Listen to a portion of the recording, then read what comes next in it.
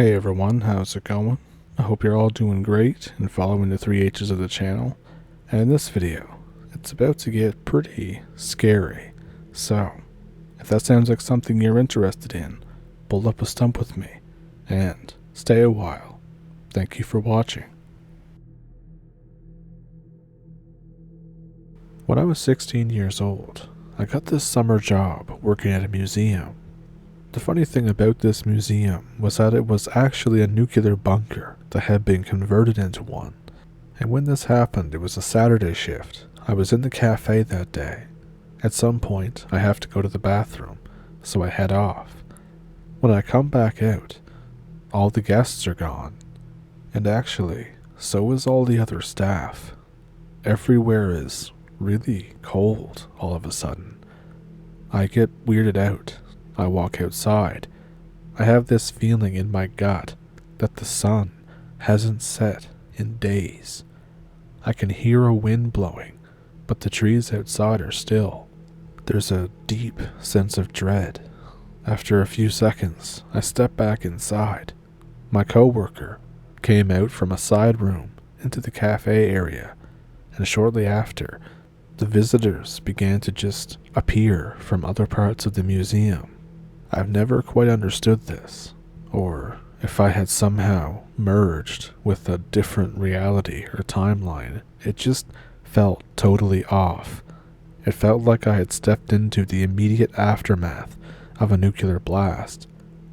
Not only that, but after this happened, I used to dream a lot about a nuclear holocaust when I worked there. I ended up quitting at the end of the summer because of these nightmares. In fact, I don't even go back there now. There's too many bad memories, bad feelings.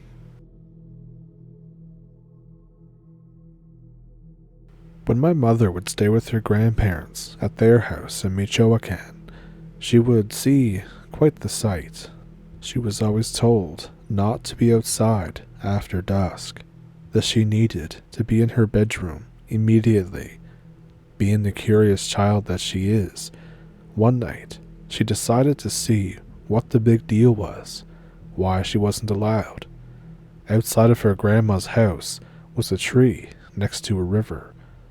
On this tree, she saw a man hanging, swinging back and forth with all of his momentum and mass. It was a soldier, dressed in late 19th century soldier's uniform. She can still remember vividly what he looked like. Boots that were knee-high, a button coat with a belt at the waist, and a brimmed cap. She screamed for her grandmother and ran inside. She arrived at her grandmother's room, where she felt safe, because there were no windows. She got scolded, and was told that was why, that she wasn't allowed to be outside when darkness strikes. And again, at this same house, another sighting occurred. As always, she was told to go to sleep early because after dusk, sights and sounds were terrifying. The house was situated along a hill and a river. What she came to see and hear was a horde of horsemen rushing downwards on the hill at full velocity. She could hear the raucous noise of the horses trotting and men yelling. At full speed, the men were heading toward the river, with no stopping in sight. She was frightened and worried about the men and horses, who took a massive plunge into the river and then disappeared completely. She ran crying to her grandmother, who comforted her again while lambasting her over disobeying. It turns out that this was a nightly occurrence that also happened in front of the house. The old folks were used to this, but they knew the fright would scare a young girl. It's really difficult to imagine people that could live with this kind of stuff every day, but when you're that poor, what are you gonna do? You can't just pick up and move, I suppose. And one last one for tonight. This one is about a young man who would ride his horse home at night, usually quite inebriated. One night, on his trek home, he heard music, bottles clanking, and women laughing. He looked down at the ravine next to him, where he would see a party with some of the most beautiful women you could ever imagine. He tied up his horse to walk down and join the party. As he started to get closer, things got weird. Once he reached the trough of the canyon, he saw nothing but a bunch of rabid dogs snarling and fighting over an animal carcass. Such a sight became the most frightening and sobering event of his life, so much so that after that he vowed never to drink again, thinking of what would happen to him if he had possibly not come out of whatever spell he seemed to be under.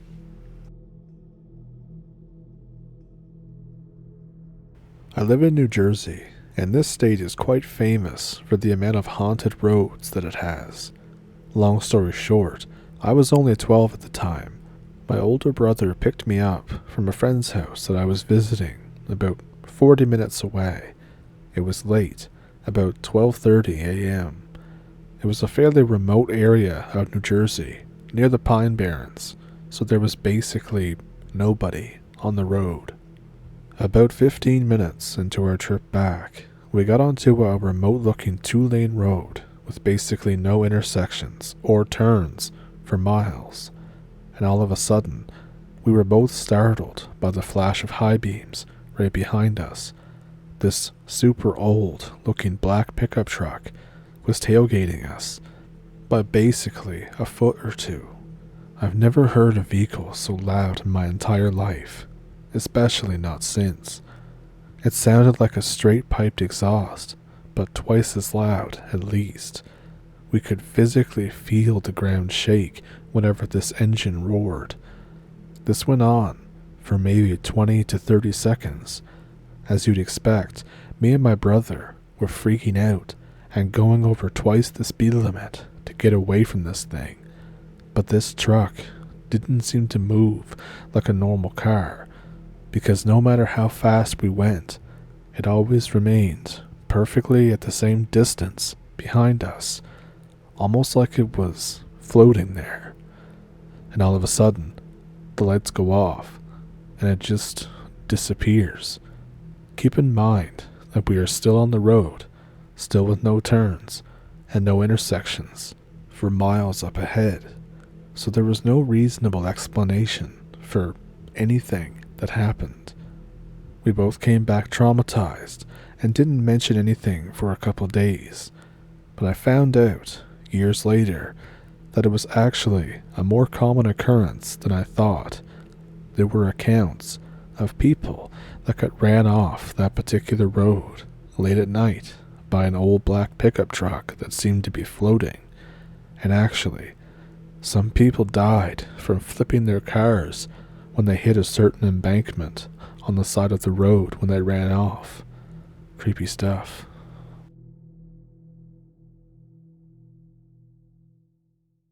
This is more of a personal story, not quite a legend. Well, my family and I were at the beach in a city called La Paz. It was past midnight, and everybody was sleeping inside the vans because there were strong winds outside. My mother was woken up by my uncle's snores, so she looked outside of the window out of boredom and trying to get back to sleep, but she couldn't. Then she saw a woman walking near the shore, and my mom thought that this was nothing out of the ordinary. She looked young and probably was one of those midnight strolls that you take along the beach, just like in movies. But then she noticed that this woman had a long white dress.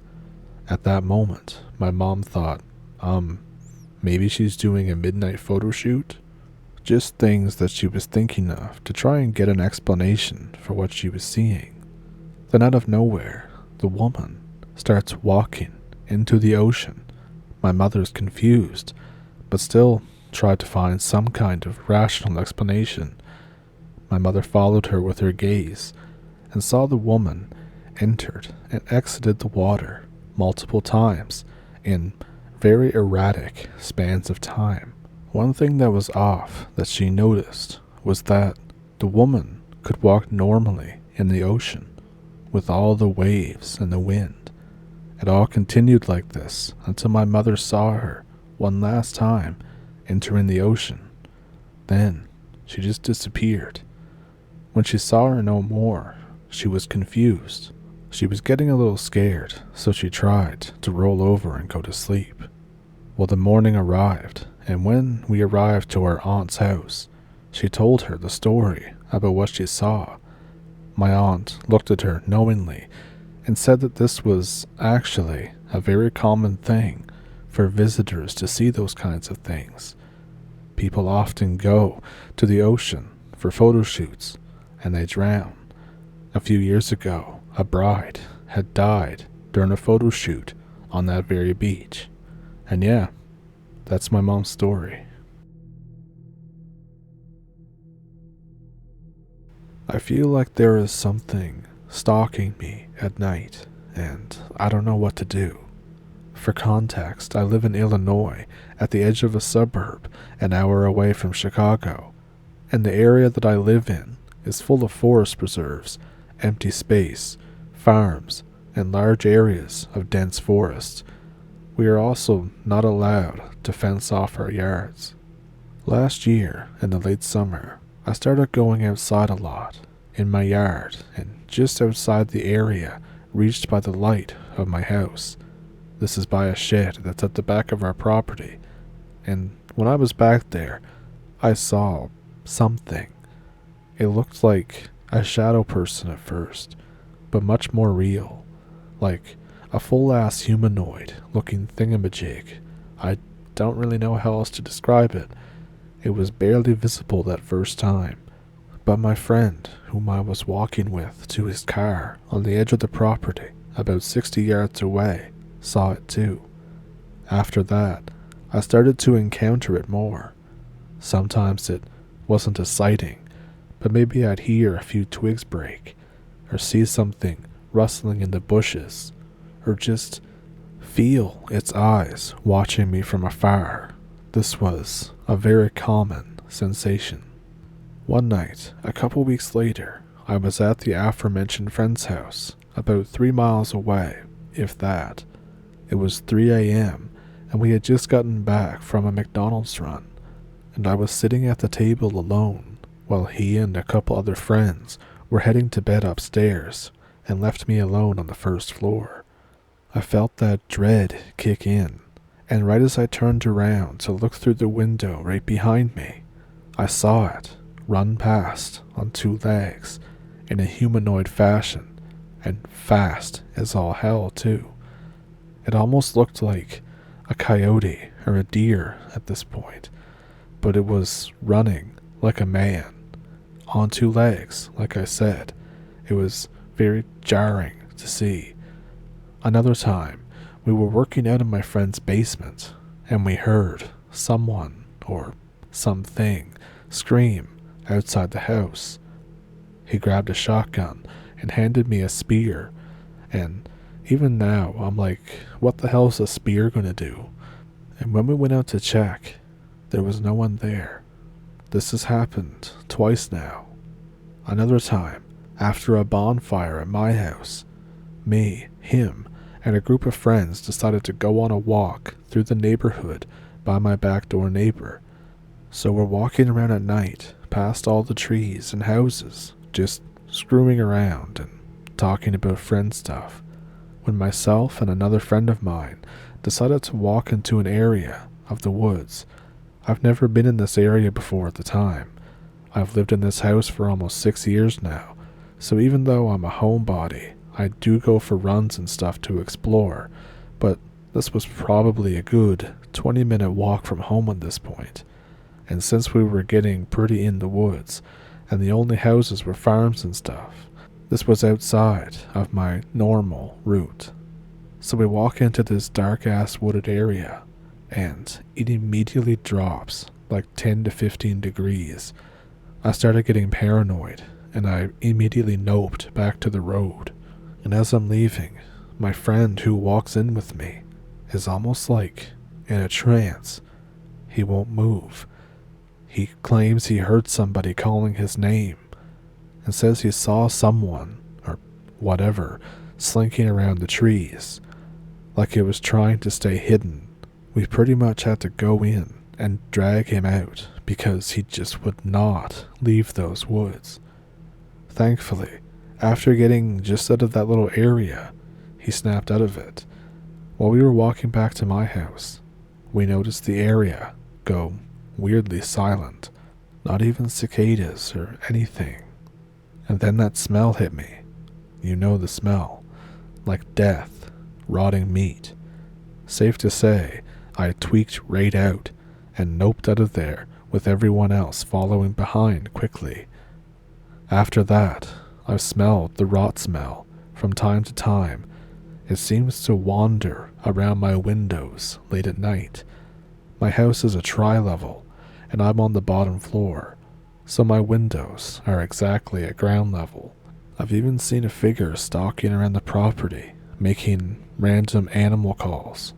One time I saw the silhouette of what looked like a human-coyote hybrid, or maybe I was just tired that time. Another time though, I was biking down a trail with my friend, and we got pretty deep in the woods, and we lost track of time.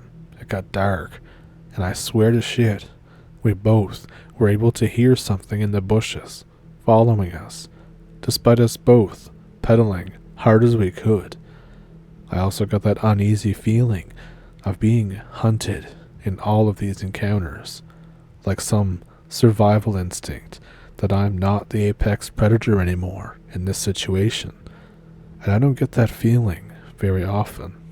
And one last time, in the winter, I found tracks of some kind of animal in my yard after a small little encounter of seeing a figure out by my shed. I brought out this book I had on North American wildlife tracks, and the tracks I saw matched none of them.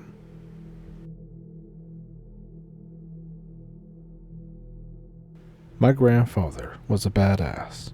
He was born in Alberta during the early 30s and raised his 3 brothers on a reservation from the time he was 9 years old.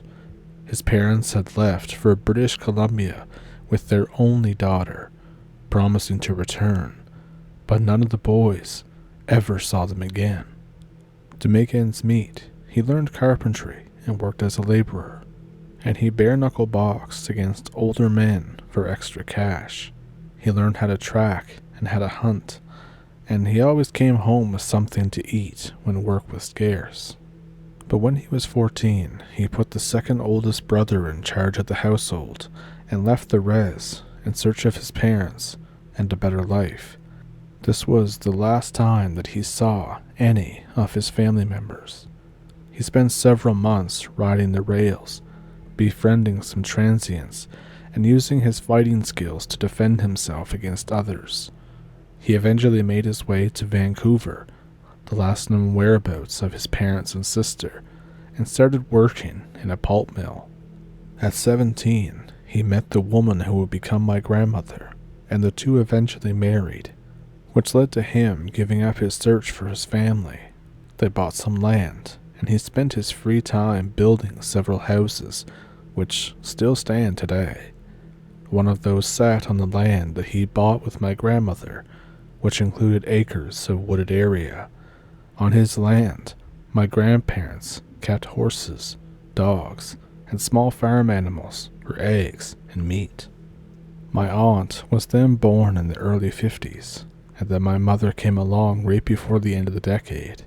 As far as I've heard, nothing bad or strange really happened until my mom found an old Ouija board and played with it by herself, although I don't know if that actually has anything to do with the following events. My mother was around 8 when she was riding her horse through the wooded part of their acreage when the horse stopped, dead in its tracks. My mom tried to spur it on, but it was frozen in fear, and all of a sudden she smelled something awful, rotting garbage and rotten meat. She pulled back the reins of the horse, and it instantly turned and took off back towards the house, almost knocking her off its back several times along the way. Afterwards, the horse was never the same.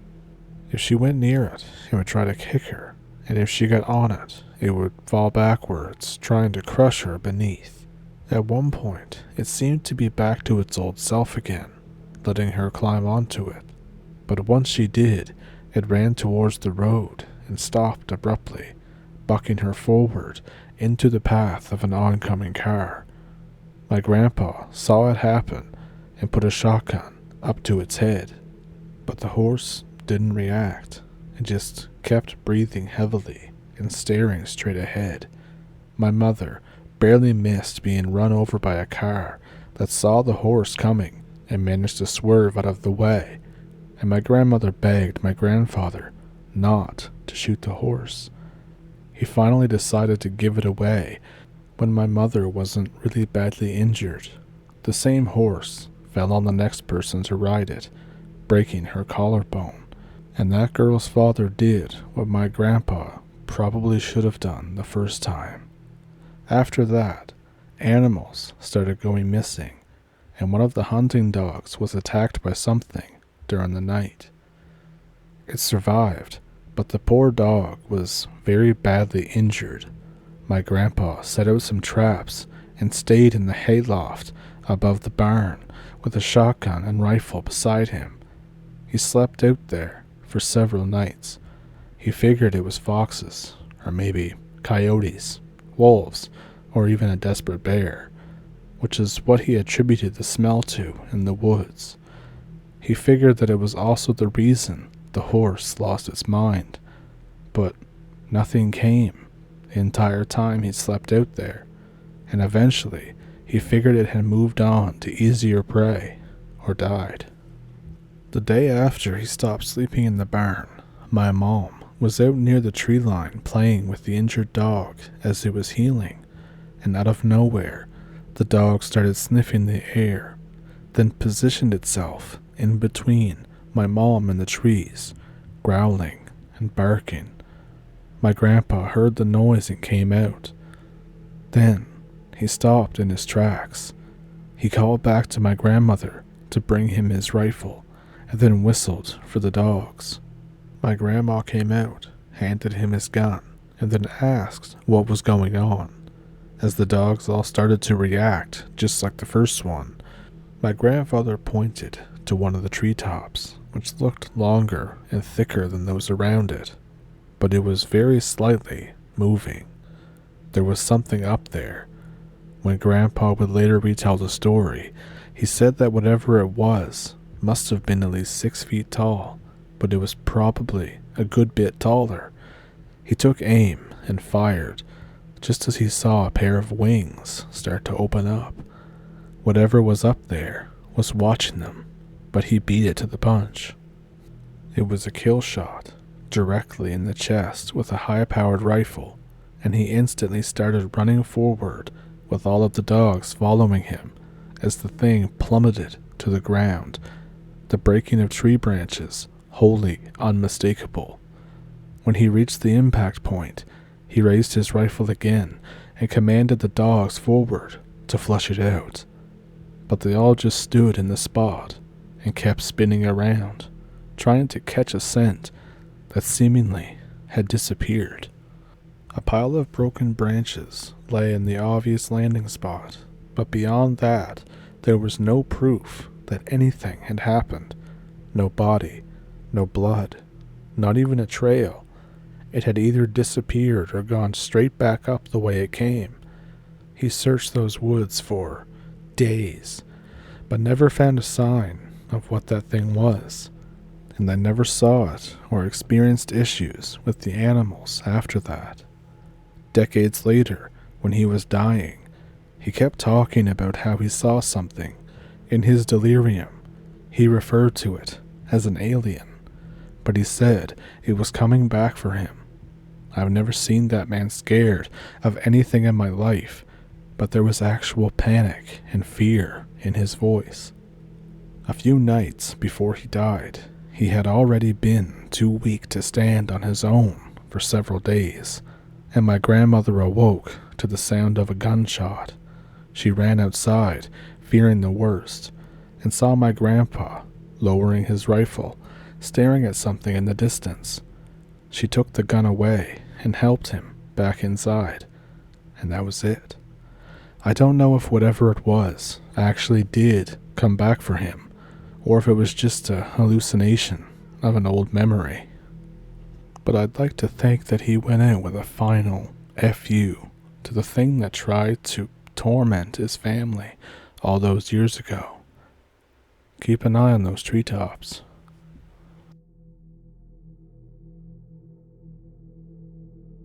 So let me know which one was your favorite one down in the comments. Do you have one of your own? I have an email in the description below, as well as a PayPal and a Patreon if you would like to support the channel that way, or send in your story. And super thanks on YouTube is great too. And with that, I think I will see you in the next one. Thank you for pulling up a stump. Make sure to follow the 3 H's of the channel, and I'll see you in the next one. Thank you for watching.